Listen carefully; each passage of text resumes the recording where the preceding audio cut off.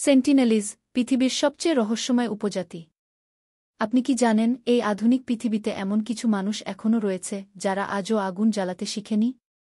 যাদের কাছে mobile, internet তো দূরের কথা, বাইরের সভ্যতার নামটিও অজানা। কিন্তু সবচেয়ে ভয়ঙ্কর বিষয় হচ্ছে, যদি আপনি তাদের কাছে যান, আপনার জীবনের নিরাপত্তা থাকবে না।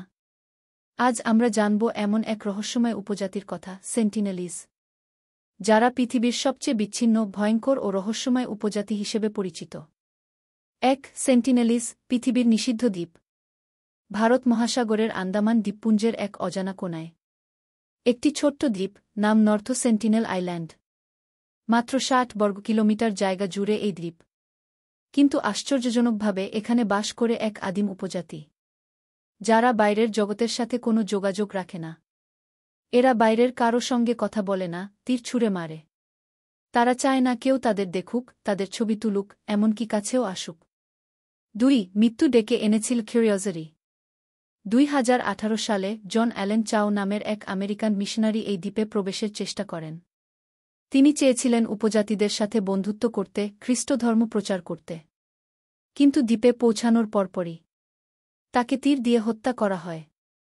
ভারত সরকার পরে ঘোষণা করে, আমরা তার মরদেহ উদ্ধার করতে পারি না, কারণ সেটা করলে পুরো উপজাতিটাই বিলুপ্ত হয়ে যেতে পারে। কেননা এই উপজাতিরা কোনো ভাইরাস বা জীবাণুর প্রতি প্রতিরোধ ক্ষমতা রাখে না।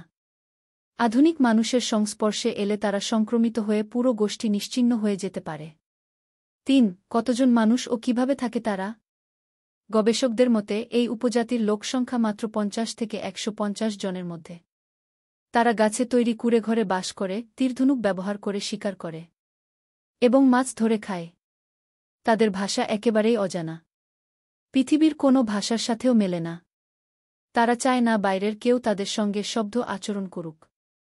আসলে আমাদের সভ্যতা হয়তো তাদের কাছে অসভ্যই মনে হয়। ৪. পৃথিবীর আরও কিছু রহস্যময় উপজাতি।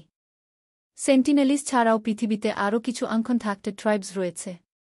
যেমন পাপুয়া নিউগিনির জঙ্গলে থাকা কিখোরোওয়েঘি গোষ্ঠী, ব্রাজিলের অ্যামাজন বনের মাঝখানে থাকা কিফ্লেখেরোজগি, আন্দিজ পর্বতের গুহাবাসী আদিবাসীরা। এরা কেউ বাইরের সংস্পর্শে আসলে ভয় পায়, কেউ বা আক্রমণ করে। তাদের জীবনযাত্রা প্রাকৈতিহাসিক যুগের মতোই। ৫. আমরা কি আসলে সভ্য?